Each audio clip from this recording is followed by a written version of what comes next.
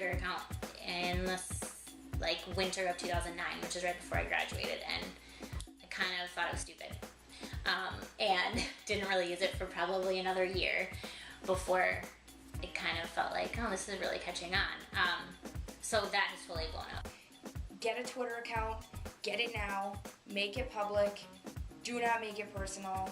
Well, technology is kind of, right now it's rising as the field shrinks, and so it means that each individual journalist has to be more of a jack of all trades and be able to handle all types of technology. There's not a lot of specialists, especially at small newspapers. You can't afford to have one person for this, one person for that. So I think that means that each individual has to know how to use social media, has to know how to use digital cameras, digital video cameras, recorders, and all types of software. So it's great in that it makes things easier, but it's also challenging in the sense that you have to really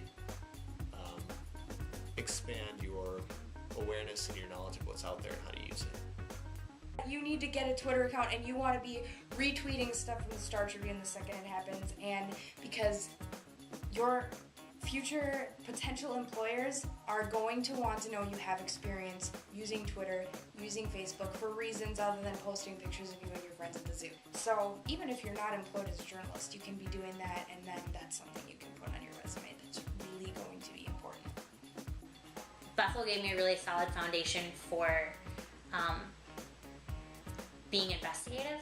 So the journalism department, especially with the news writing classes and being on the Clarion and things like that, gave me a good framework for how to find out about information, how to be like an early adopter and a first, a tester sort of, dip your toe in first.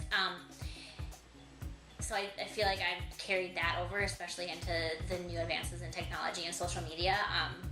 I know that I need to learn about it and I'm interested in it, so I've used the strategies that I learned in the journalism department about how to find a story to learn about social media.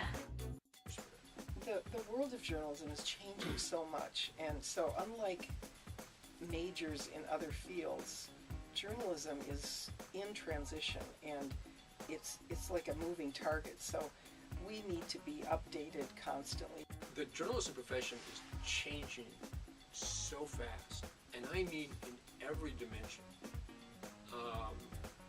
How we recognize stories, how we tell stories, the platforms are different than when we started.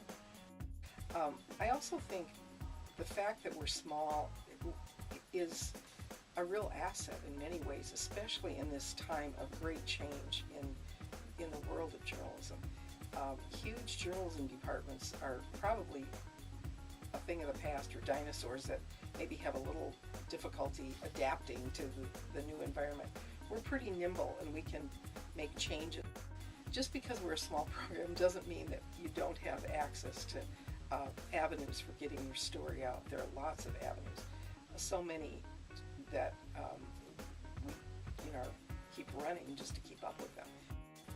One of the things that we can offer is this kind of a view from a distance, and a little bit of wisdom that comes from age, and to say, wait a minute, there still are some eternal things underneath here, and those are the things that matter, and those are the things that you will be able to manage life. God will go with you. You will be prepared for what you're going to confront, and so I think that kind of focus on some of the foundation stones that are underneath the changing sands of time, if you will, and that's kind of what we try to provide in the classroom and in our relationships with students. So.